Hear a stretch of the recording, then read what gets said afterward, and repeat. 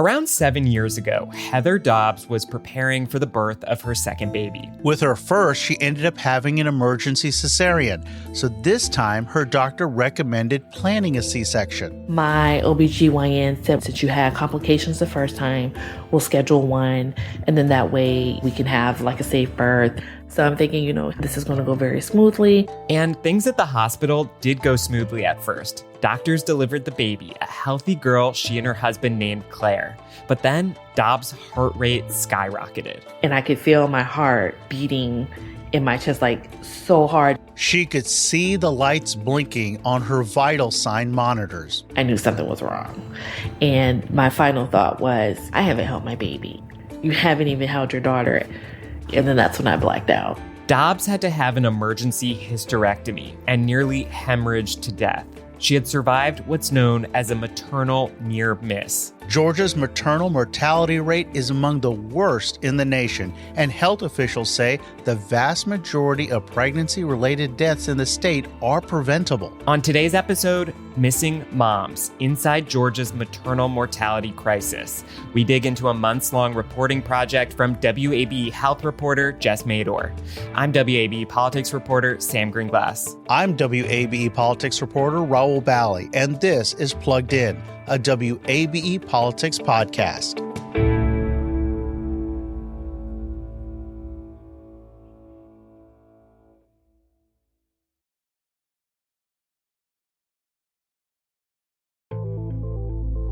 WABE's Jess Mador has been reporting on Georgia's maternal mortality crisis for WABE. The work is supported by the Commonwealth Fund and the Association of Healthcare Journalists, and we are so grateful to have Jess with us today. Hey there, Jess. Thanks for having me. So, Jess, tell us more about the shape and the size of this problem. Well, Georgia has one of the worst rates of pregnancy-related death in the U.S., and it's not a new problem. It's been this way for a long time. And more than a decade ago, Georgia created what's called a Maternal Mortality Review Committee. It's one of the recommendations from the CDC for all states to investigate every single maternal death that could be pregnancy-related. And so in Georgia, this Maternal Mortality Review Committee investigates every death that is suspected as a pregnancy-related death up to a year after pregnancy. And that committee has determined 85% of pregnancy-related deaths in Georgia are preventable. And just this crisis does not affect communities equally, right? Like, especially along the lines of race and geography, there are disparities. Can you tell us a little bit about what's going on there? That's right. Black women in Georgia in particular face the highest risks of pregnancy complications and pregnancy-related death. They're more than twice as likely as white women in Georgia to die related to pregnancy. And the state has a huge number of what are called maternity care deserts. So that is, counties, areas, parts of the state that don't have any options for maternity care. And people in these areas, which a lot of them are rural, people there also face higher rates of severe complications, long-term health impacts, and death. And dozens of counties across the state don't have a single OBGYN. Jess, that 85% number is stunning. And it kind of leads to this kind of a blunt question. Why is maternal mortality so bad in Georgia? Yeah. And, this is a problem across the country, too. So this isn't only a Georgia problem. It's really a U.S. problem. The United States has the highest rate of pregnancy-related death among all high-income countries in the world. So this is a U.S. problem, but Georgia has one of the worst rates within that already bad problem in the United States. So in Georgia, there are a lot of factors. Healthcare access is a big one. We've had more than a dozen rural hospital closures in the last decade across the state, including here in Atlanta with AMC closing. But in general, rural communities in Georgia are hit the hardest, and we've got a high number of people without health insurance. And, there are so many other factors that have to do with history and redlining, racism, and where health institutions are located in the state. And there are all these other factors that researchers call social determinants of health. So like, even if you have access to a doctor in your county, if you don't have a car, you may not be able to get there, things like that. There's also the issue of maternal warning signs. And these can be missed by doctors, nurses, and others in healthcare. So if a person is pregnant or postpartum, they're having symptoms, and those symptoms are not recognized in time, that can lead to a cascade of dangerous health impacts and death. But what we know too is that regardless of income, Black women in Georgia and in the US are still more likely to die during and after pregnancy. And health officials now are acknowledging that racial bias is an issue in the healthcare system. That's everything from prenatal visits and testing to diagnosis to treatment to pregnancy to delivery and postpartum. So the CDC did a survey last year that showed, 1 in 5 women of any race in the U.S. have reported mistreatment while receiving maternity care. That rate is higher among women of color. It's 1 in 3 people of color reporting mistreatment by the healthcare system. So there are a lot of factors at play when it comes to maternal mortality in Georgia, and it's a tough problem to solve. Jess, you talk about it being a tough problem to solve, but one of the things I've really admired about your reporting is how much of it is solutions oriented. And I want to start with the story we heard at the beginning of the show. Researchers are studying these near misses to hopefully save more lives. And I wonder if you could tell us a little bit about what you learned in your reporting on this. Right. This story stems from the idea that, for every person who dies during or after pregnancy, many, many, many more survive a near miss. So maternal near misses are increasingly common, and they're often invisible. And as maternal mortality has escalated over the last few decades in the U.S. and here in Georgia, so has the, number of people who have survived life-threatening complications. So that's why I wanted to look at this story. And researchers are looking at these cases of near misses to try and understand all the factors that led to this person almost dying so they can better prevent future maternal mortality. Here's Natalie Hernandez-Green. She's an associate obstetrics and gynecology professor at Morehouse School of Medicine, and she's the director of the Morehouse School of Medicine Center for Maternal Health Equity, and she's spearheading a national project to document the stories of Black women in particular and other women of color and their near misses. She says these stories of near misses haven't been included in the conversation as much as they should have been in the past, and she's trying to change that now and include these stories. And acknowledging them as legitimate sources of data.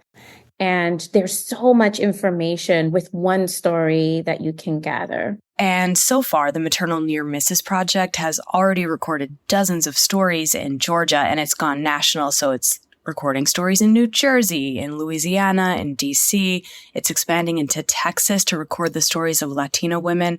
And it's now beginning to incorporate the stories of doctors, nurses, healthcare workers, and family members of people who have died related to pregnancy.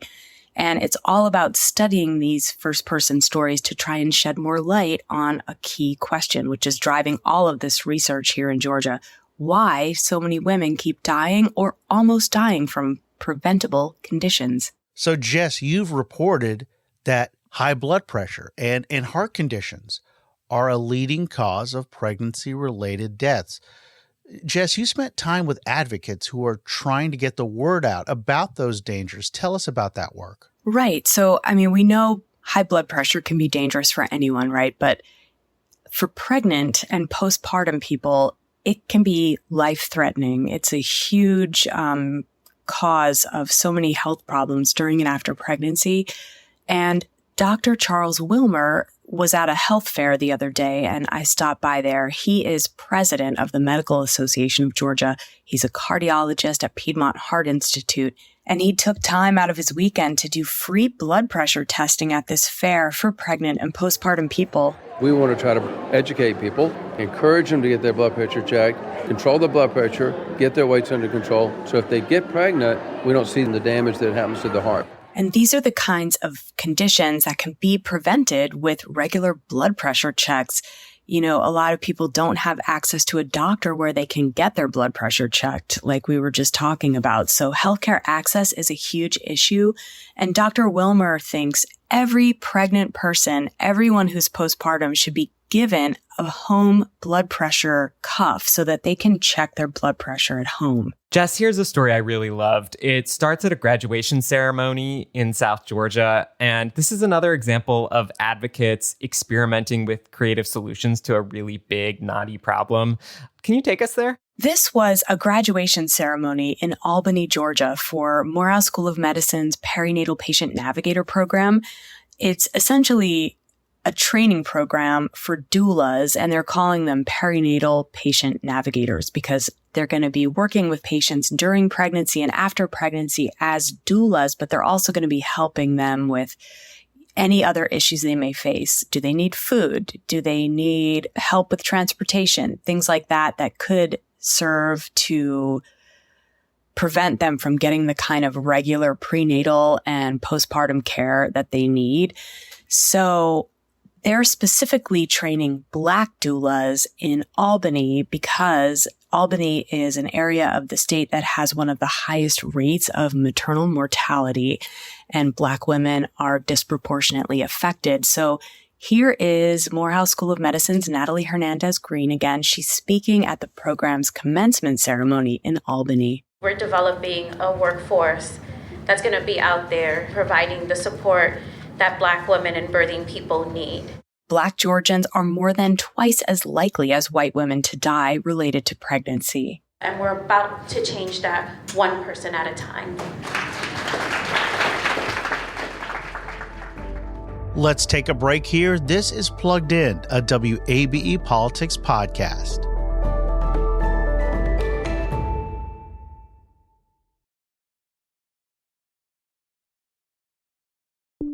Welcome back to Plugged In, a WABE Politics podcast. So, Jess, from your reporting, it sounds like a lot of advocates and nonprofits are doing this work. What is happening on the state government level? The state has also done a lot.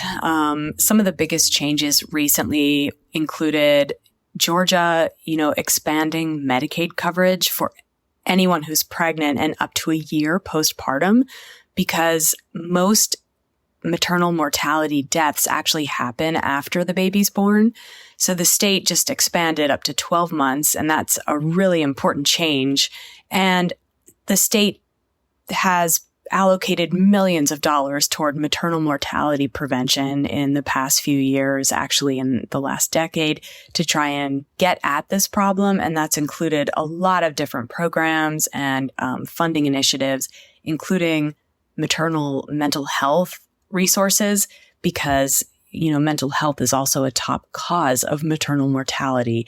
And there has been a lot going on at the state level. It's a really big problem, and the state is seeing a lot of progress, but it is slow. A big part of this also is, again, healthcare access. So Georgia has a shortage of maternity care, and that's a big focus in the General Assembly as well. Lawmakers in the last few sessions have talked about this a lot. They say workforce is the number one issue. And we can't get better health outcomes without having more access to care. So the state and advocates as well are all trying to address this. Like, how can we improve health outcomes for pregnant people and babies and increase access to care across the state? And it's a really big problem. Jess, it's really interesting you mentioned that, because that's something I've heard a lot when it comes to talking about Georgia's struggles to address mental health, this workforce challenge and difficulty, recruiting enough doctors and therapists. Exactly. And they're all connected. So Jess, we've been talking about workforce shortages, especially when it comes to OBGYNs. And, we've heard that challenge has been exacerbated since Georgia's roughly 6-week abortion ban took effect. It's been just over 2 years since the U.S. Supreme Court overturned Roe v. Wade, allowing those restrictive rules to be in force. Abortion is going to be an important issue in the 2024 elections. And I wonder if you could talk a bit about what the consequences of Georgia's roughly 6-week ban have been here in Georgia. Well, we're already hearing that the number of medical students who want to complete their OBGYN residencies in Georgia is dropping. And we're seeing that in all of the states that have enacted abortion bans.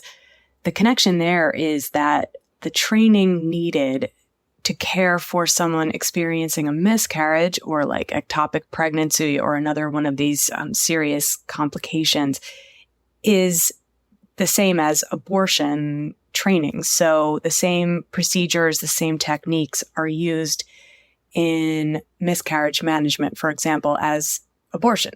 So there's a fear that doctors won't get the training they need to save people's lives in an emergency.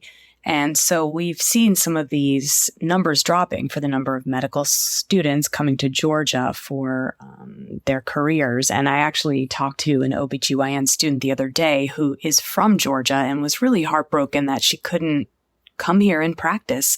And the reason this matters to Georgia's overall workforce shortages in healthcare is that the numbers show, more than half of medical students continue to practice as doctors in the states where they complete their residency training. And so the fear among a lot of advocates and healthcare experts is that if these numbers continue to drop, it will exacerbate Georgia's workforce shortages in maternity care over time. And I should say that supporters of Georgia's abortion law banning the procedure at around 6 weeks say it's not intended to affect women's health care and that it shouldn't because they point to exceptions in the law, which include things like miscarriage and ectopic pregnancy. So they deny there has been any impact on women's ability to access emergency care.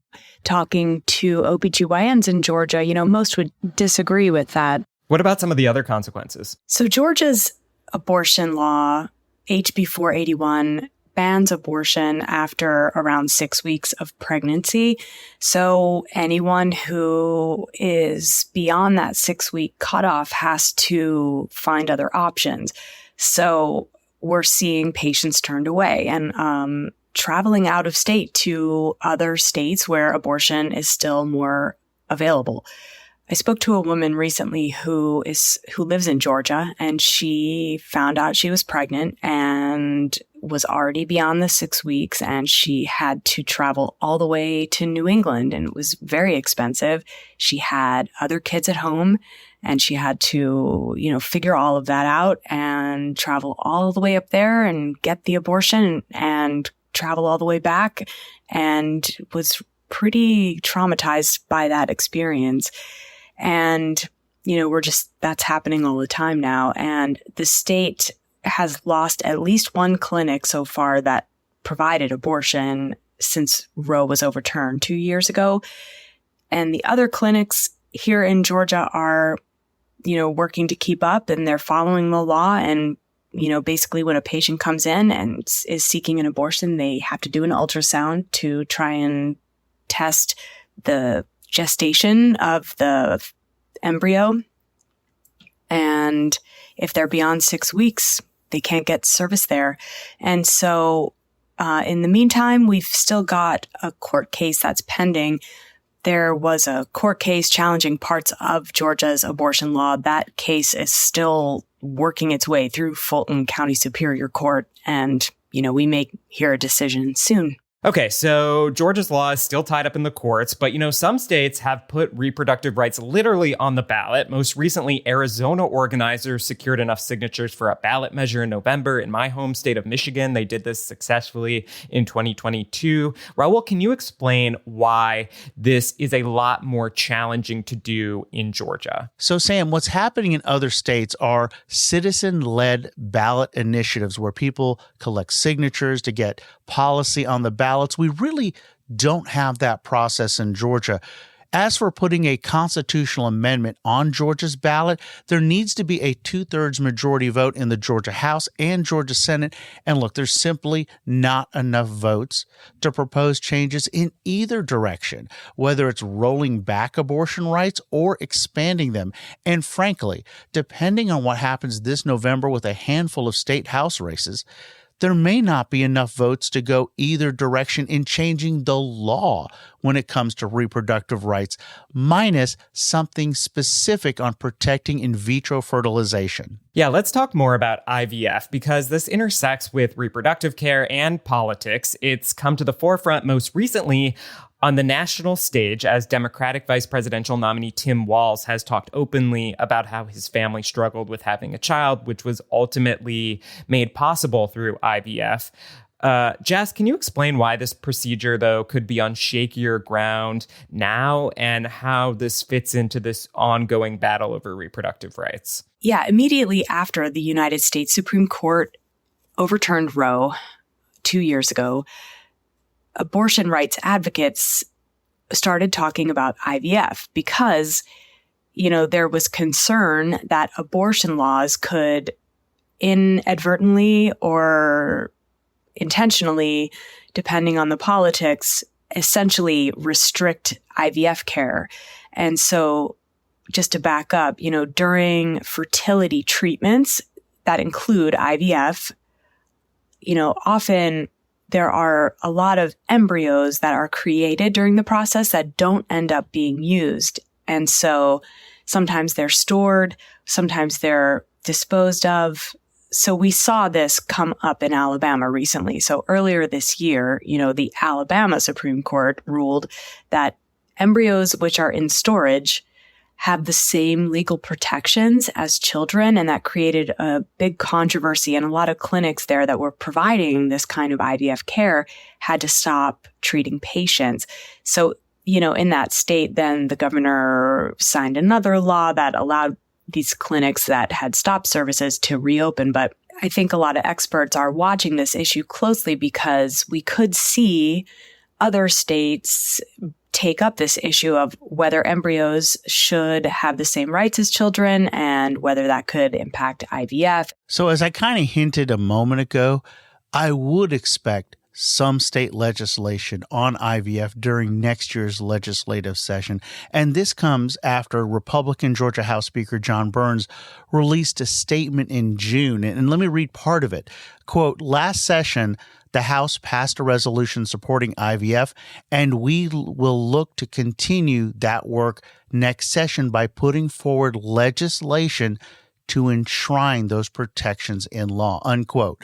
Look, depending on the language, there could be opposition on the right or the left, and the speaker in the end might need a bipartisan group of votes to make this happen. And then there are going to be the challenges if this legislation heads over to the more conservative Georgia State Senate. So this is definitely a conversation we see coming up in the next legislative session. Just to zoom out here, health is often a really big issue in elections. Since 2022, a lot of that focus has been on abortion and reproductive rights. But, I'm thinking back to even as recently as the 2018 midterms, when so much of the conversation was about Republicans thinking about repealing the Affordable Care Act, known as Obamacare. For a long time, access to health insurance was really the animating health debate when it came to politics. And I wonder if you could talk a little bit about where this debate stands now as we head into the 2024 presidential election.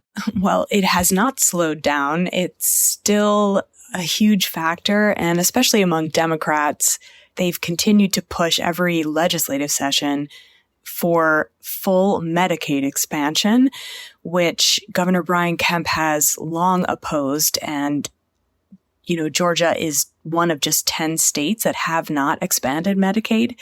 And it came up, the issue of whether to expand Medicaid came up during the last legislative session in a way that I think you could say, Raul, right, has not really happened before, where top Republican leaders were openly talking about, at least discussing, Medicaid expansion. We saw some interesting test votes in a state Senate committee that you see that there is a shift in this area. But again, one of the key parts of this is Governor Kemp wanting to continue the program that he's put forth. Right.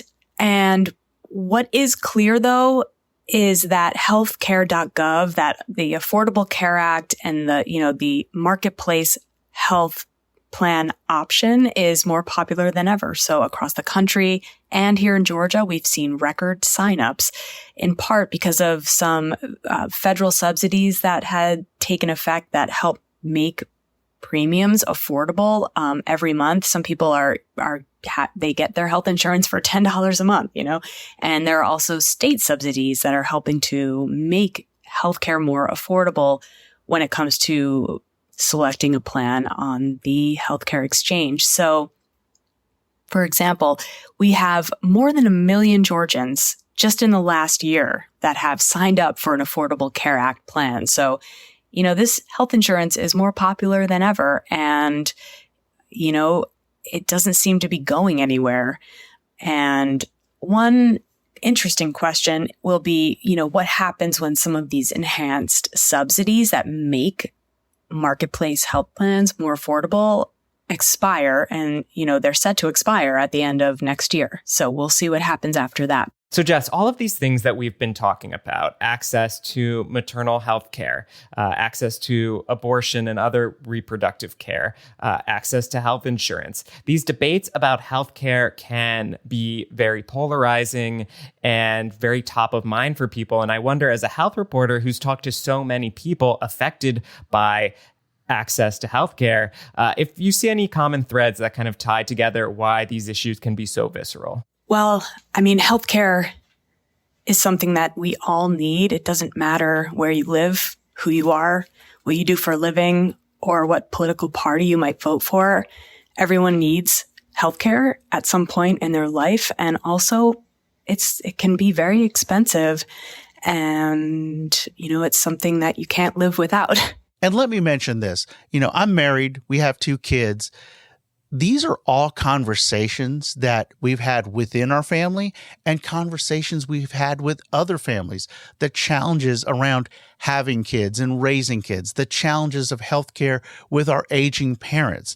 These are all things that, are front of mind for families like ours and are front of mind when we go into the voting booth. We've been talking to WABE's Jess Mador. She's been reporting on Georgia's maternal mortality crisis. You can learn more at wabe.org/missingmoms. Thank you, Jess. Thanks for having me. And that's it for this edition of Plugged In, a WABE Politics podcast.